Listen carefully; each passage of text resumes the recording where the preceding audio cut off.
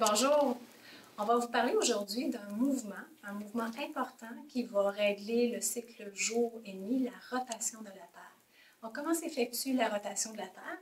On a ici un globe pour nous montrer comment est-ce qu'elle s'effectue. D'abord, il faut savoir que c'est un mouvement qui est d'une durée de 24 heures, ce qui veut dire que ça prend 24 heures pour effectuer un tour complet.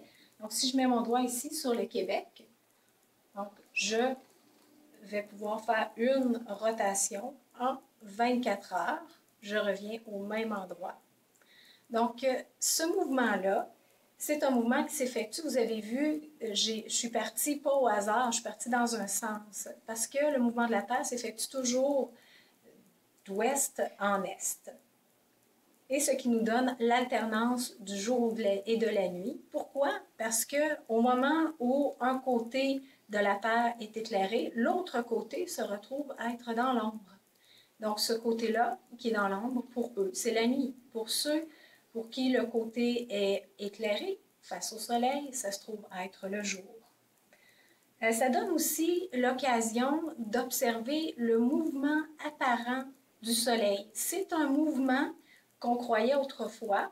On croyait que le soleil tournait autour de la Terre, ce qui n'est pas le cas, puisque c'est la Terre, on le sait bien aujourd'hui, qui tourne autour du soleil. Sauf que quand on va regarder le soleil se lever le matin, on va le voir se lever à l'est. Le midi, le soleil va être au-dessus de notre tête et le soir, on va avoir l'impression de voir le soleil se coucher à l'ouest. Et on va vous le montrer en allant éteindre les lumières. Qu'est-ce que ça va nous donner? Donc, si un observateur est placé ici au Québec, donc le matin, là, je reviens en arrière, donc le matin, lorsque la partie qui était dans l'ombre atteint la partie éclairée, on a l'impression de voir le soleil se lever à l'est. Le midi, le soleil semble être au-dessus de nos têtes, c'est-à-dire au sud. Et le soir, lorsque le Québec entre dans la région de la pénombre, on a l'impression de voir le soleil se coucher à l'ouest.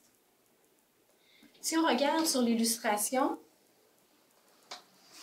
que vous voyez ici, donc le matin, on a l'impression de voir le soleil se lever à l'est. Le midi, on a l'impression de voir le soleil au-dessus de nos têtes au sud. Et quand on arrive le soir, on a l'impression de voir le soleil se coucher à l'ouest.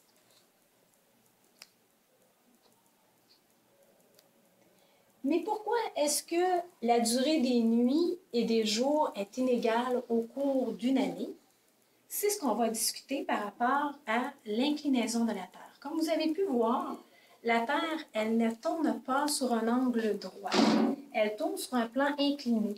Donc, si on avait à calculer l'angle qu'il y a entre une ligne imaginaire qui traverserait à 90 degrés et le point ici que vous avez, on calculerait un angle de 23 degrés. C'est l'inclinaison de la Terre.